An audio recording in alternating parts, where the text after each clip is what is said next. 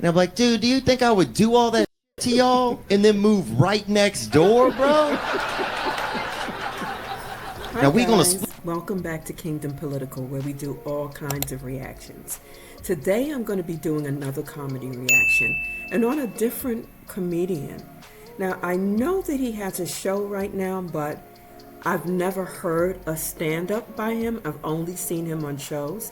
So this is my first time reacting to Theo, and the name of the stand-up is called White Privilege. All right, make sure you like and subscribe, and let's get into 2020. So, I grew up in my neighborhood. We didn't have a lot of diversity in my neighborhood. Diversity is always people's talking about it.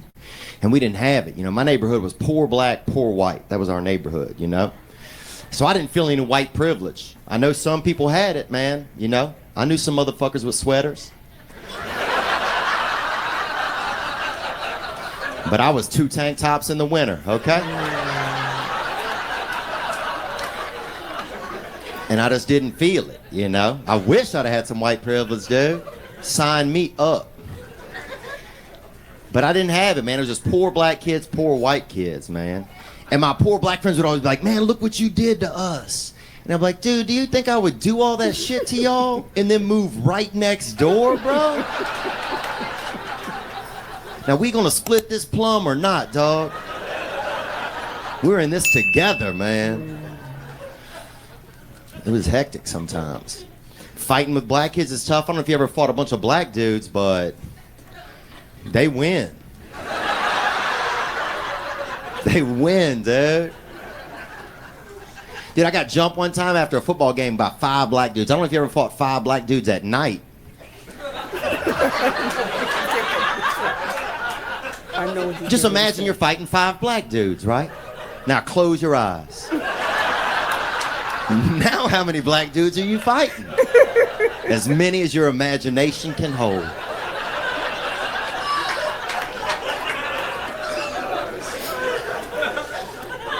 And white kids are horrible too, man. It was just, in poverty, it's just, that's what's going on, man. And if you're a black guy and you feel like that's racially insensitive, then imagine you're fighting 5 white dudes in a cloud.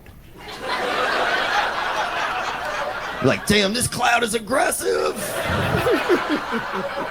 and accurate. That was funny, guys. That was cute. I knew exactly what he was getting ready to say when he said, imagine fighting black dudes in the dark.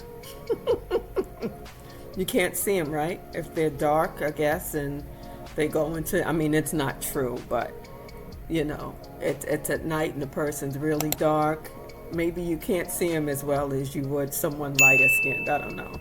But it reminds me of a story my mother told me, and she grew up in the 30s and 40s in North Carolina, and she lived right next to white people, and they all played together. They had fun together. The thing that was different with them, and she said when they were little, they didn't know anything about racism.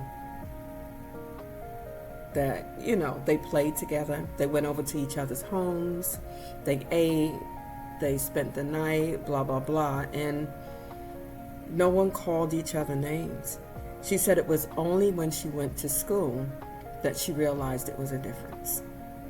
But she said when she was so young, she didn't realize that while she was walking to school, her white counterparts, neighbors, would be bused to school. And then I remember looking at my mother's diploma from high school, and it was named Rockingham Colored High School. Yes, Rockingham Colored High.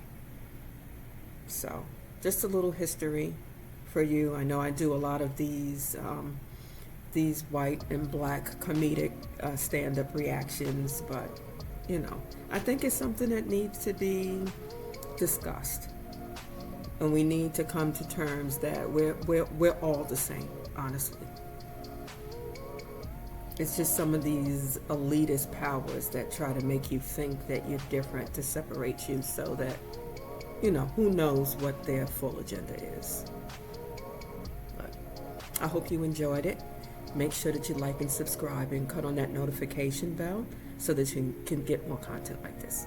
All right, see you guys on the next one.